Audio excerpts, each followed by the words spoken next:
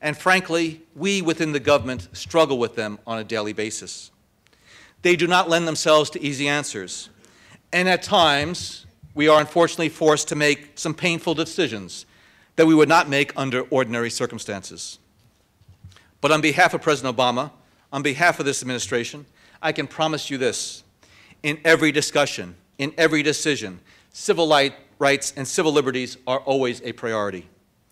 For example, in the wake of the attempted attack over Detroit, we strengthened our no-fly list, focusing on those who might do us harm, not those who don't.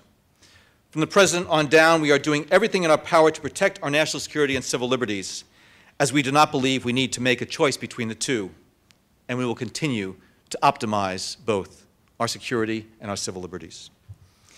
Third, even as we listen and work together, we cannot securitize the relationship between the government and the American people. Not only cannot, but we should not. The relationship between the government and millions of Muslim, Arab, Sikh, and South Asian Americans and your government must not be defined by the threat of violent extremism. That is exactly what the terrorists want, and it would risk reinforcing the dangerous notion that your communities and your government are somehow in conflict when in not we are fellow citizens facing a common threat and need to find common solutions. Fourth, our work together must respect the proper roles of government and community. Government, law enforcement, and counterterrorism at the local, state, and federal levels should focus on keeping our country safe by preventing and prosecuting illegal behavior, including terrorist activities. And as experience has shown us, this is most effective when done in partnership with affected communities, because you know your communities best. The separate task of countering radical ideologies, the beliefs and attitudes that can lead to violence, must be led by families and communities, including your organizations. Government can play a supporting role, as is the Department of Homeland Security, in partnership with some of your organizations, but communities must take the lead. I commend your efforts to reach vulnerable individuals, especially young people, through religious education, social programs, and the internet and social networking sites. But I want to say a word about the internet. Just like gangs and drug dealers have infiltrated our neighborhoods and our parks and our playgrounds, so too have violent extremists and terrorists penetrated our cyber domain to ply their evil and sinful trade. Our communities must be vigilant for those cyber activities and defeat the efforts of those who would seek to do us harm. Finally, there is the principle that can guide each and every one of us, regardless of our faith, that we never forget the core values of diversity and tolerance and trust that define all of us as Americans. Each of us in our own lives has many identities. I am at once a son, a husband, a father, a Virginian, a Catholic, a public servant. As students, you are at once a son or a daughter or a brother or a sister, a Muslim, a student. Each of us, at times, may struggle with our different identities. I know I do. Others may try to get us to focus narrowly on the identities that seem to separate us, but we can never lose sight of the identities that unite us.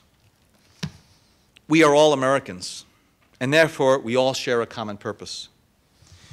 We are a nation of faith, founded by men and women who came here to escape religious persecution, and have since been joined by believers of every faith. We are a nation of liberty, dedicated to the proposition that all men and women are created equal. Just as I am the son of an immigrant, we are a nation of immigrants, constantly renewed and strengthened by new arrivals from every country and culture every day. We are a nation of progress, where rights and justice have been expanded when we come together across color, creed, and faith to demand change. As the President said in Cairo, there are those who say that Muslims and non-Muslims are somehow fated to disagree, that as individuals we must somehow choose among our many identities, that different civilizations are doomed to clash. Of course, that myth is belied by more than 200 years of American history and American success. And it is belied by those of you in this room, Americans who know that our identities of faith and citizenship are not exclusive of one another. They're mutually reinforcing. On the contrary, religion and nationality strengthen and reinforce each other as well as America itself. And anyone who doubts this truth need only look to recent events in Haiti. Amidst so much suffering, we saw man's inherent goodness. People came together from many nations and faiths, Christian and Jew, Muslim, Sikh, and Hindu, for a single purpose, to help other human beings in crisis. And I couldn't help but think, as I watched that footage, how much it stood in stark contrast to the blood and the suffering and the deaths that have been perpetrated by extremist organizations. The effort in Haiti included physicians and relief works from the Islamic Medical Association of North America, Islamic Relief, and the Zakats Foundation. As one of those volunteers said, we are commanded by our Creator to help a fellow man indeed. It's very clear in the Quran that to save one human life is as if you saved all of humanity. I can't imagine a more inspiring lesson for all of us. And as we work together here at home to keep our country safe, as we work together around the world to build a safer and more secure future for our children, I think this is something that has brought us together today, but it cannot last just for today. And again, I want to sincerely thank you from the bottom of my heart for giving me the opportunity to speak to you here today. Thank you very much.